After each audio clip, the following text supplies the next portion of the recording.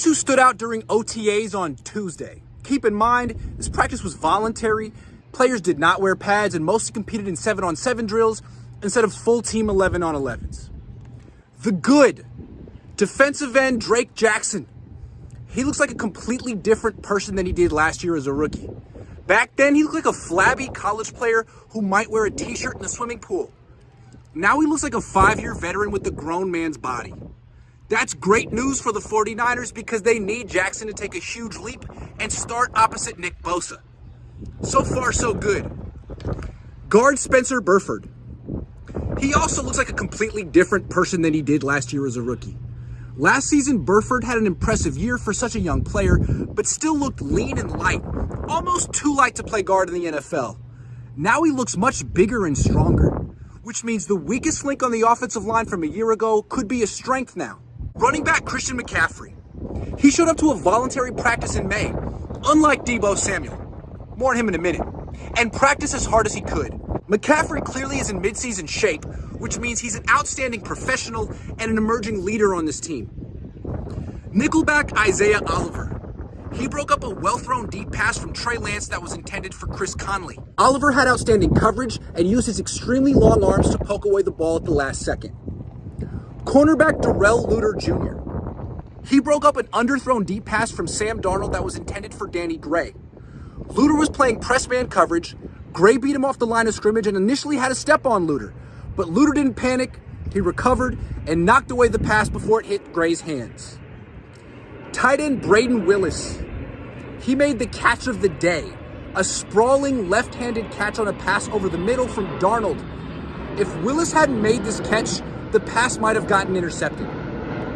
Wide receiver Ronnie Bell. He instantly became everyone's favorite target. He caught a team-high 6 catches, and a few of them were heavily contested. Bell has zero fear and is extremely quick and tough. Wide receiver Chris Conley. He caught 3 passes as the 49ers starting split end in place of Brandon Ayuk, who showed up to practice but sat out with muscle tightness. Guard Nick Zakelj. He played left guard with the second team offense while John Feliciano played right guard and Matt Pryor played right tackle, all with the second team offense. Defensive tackle Javon Kinlaw. He looked lean, mean, and completely healthy for the first time in a long time. Didn't appear to have any limitations. Me! Didn't get yelled at by a player. The not so good. Wide receiver Deebo Samuel.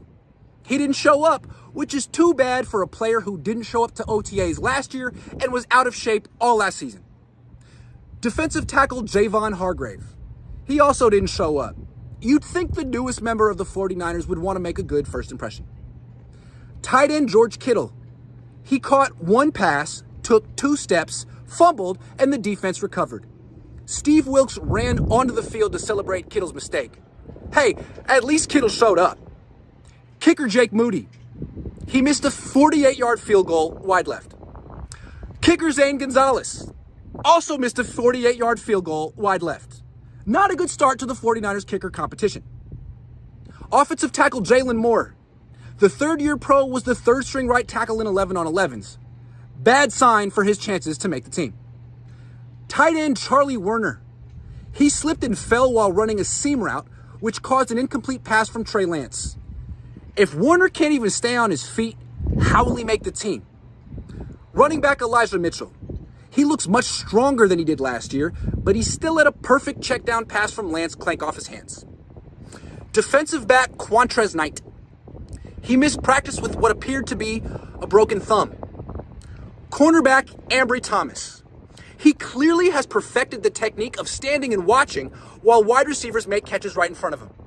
No one stands and watches better than Ambry Thomas.